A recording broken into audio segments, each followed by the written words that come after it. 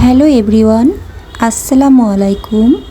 আজ আমি আপনাদের সাথে ঢ্যাঁড়সের একটি দারুণ রেসিপি শেয়ার করব। অনেকে এটা ভেন্ডি অথবা ভিন্ডি হিসাবেও চেনে। তো যাই হোক, এটা অনেকেই খেতে পছন্দ করে না, কিন্তু এভাবে যদি একবার বাসায় রান্না করেন তো দেখবেন সবার কাছে খুব ভালো লাগবে। তো ভিউয়ার্স, আপনি যদি আমার চ্যানেলে নতুন হয়ে থাকেন তো প্লিজ একটি সাবস্ক্রাইব করে দিবেন আর পাশে থাকা বেল আইকনটি প্রেস করে দিবেন, তাহলে আমার দেওয়া নতুন ভিডিওগুলো সবচেয়ে আগে পৌঁছে যাবে আপনার কাছে। তো চলুন দেখে নেওয়া যাক আজকের রেসিপি। আমি এখানে 250 গ্রাম ঢ্যাঁড়স নিয়েছি আর নিয়েছি একটি ডিম। আপনি চাইলে 2টা ডিমও দিতে পারেন। আমি খুব ভালো করে ঢ্যাঁড়সগুলো ধুয়ে নিয়েছি, তো আপনারাও ধুয়ে নেবেন। এখন আমি ঢ্যাঁড়সের এভাবে পেছন আর সামনের দিকটা কেটে ফেলে দেব। তো একে একে আমি সবগুলো ঢ্যাঁড়স এভাবে 2 সাইড কেটে নিব।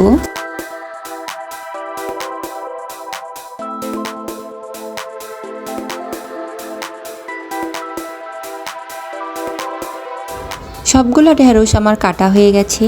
এখন আমি চুলায় গরম পানি করেছি এবং এই গরম পানির ভিতরে সবগুলো ঢ্যাঁড়স আমি দিয়ে দেব এবং কিছুক্ষণের জন্য একটু রেখে দেব। এটা বেশিক্ষণ রাখার কোনো প্রয়োজন নেই। গরম পানিতে ঢ্যাঁড়স এইভাবে দেওয়ার কারণ হচ্ছে ঢ্যাঁড়সে যে পিছল ভাবটা থাকে সেটা অনেকটাই কমে যাবে। সেজন্যই আমি গরম পানির ভিতরে একটু কিছুক্ষণ রেখে এখন আমি তুলে নিচ্ছি এবং পানিটা খুব ভালো করে ঝরিয়ে উঠিয়ে নিতে হবে।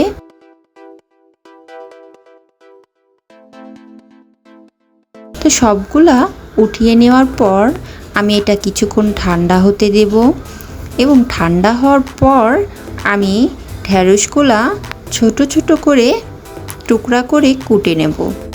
আমি এখানে একটি ছুরি দিয়ে ঢ্যাঁড়সগুলা কেটে নিচ্ছি। আপনারা চাইলে বটির সাহায্যেও কেটে নিতে পারেন।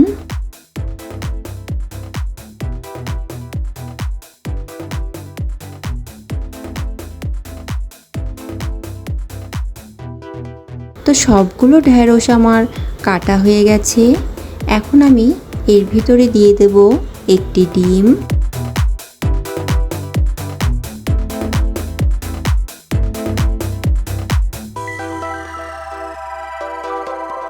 এখন আমি এর ভিতরে কাঁচামরিচ দেব। কাঁচামরিচটা আমি এভাবে ছোট ছোট করে কুচিয়ে নিয়েছি। আর দেব পেঁয়াজ কুচি। এখানে আমি মিডিয়াম সাইজের 2টা পেঁয়াজ নিয়েছি। আর দেব গোলমরিচ গুঁড়া। গোলমরিচের গুঁড়াটা আপনি চাইলে দিতেও পারেন, নাও দিতে পারেন, কিন্তু দিলে খুব ভালো লাগবে, এটা স্বাদ অনেক বেশি বেড়ে যাবে। তো এখন আমি এই সব কয়টি উপকরণ খুব ভালো করে এভাবে মাখিয়ে নেব। এরপর আমি দিয়ে দেব সামান্য একটু হলুদ আর স্বাদমতো লবণ। এরপর আবার আমি খুব ভালো করে এটা মাখিয়ে নেব।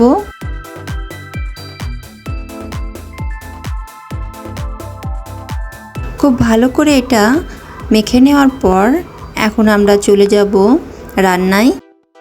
চুলায় বসিয়ে দিয়েছি একটি ফ্রাই প্যান এবং এর ভিতরে দিয়ে দিচ্ছি সাদা তেল।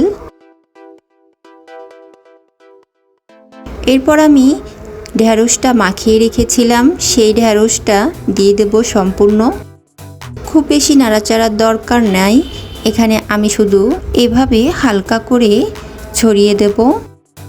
এরপর একটি ঢাকনার সাহায্যে এটা আমি ঢেকে দেব এবং হতে দেব 5 মিনিটের মতো। 5 মিনিট পর এখন আমি এটা খুব হালকাভাবে নেড়ে চেড়ে দেব। এভাবে হালকা করে নেড়ে দেওয়ার পর এটা আমি আবারও ঢাকনা দিয়ে ঢেকে রাখবো।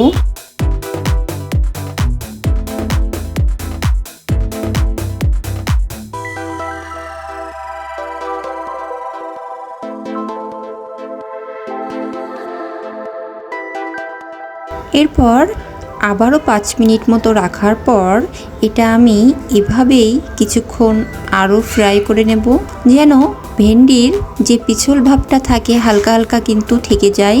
এটা আপনি যদি এভাবে একটু কিছুক্ষণ ফ্রাই করে নেন তো দেখবেন একেবারেই খুব সুন্দর শুকনো শুকনো ভাব হয়ে গেছে।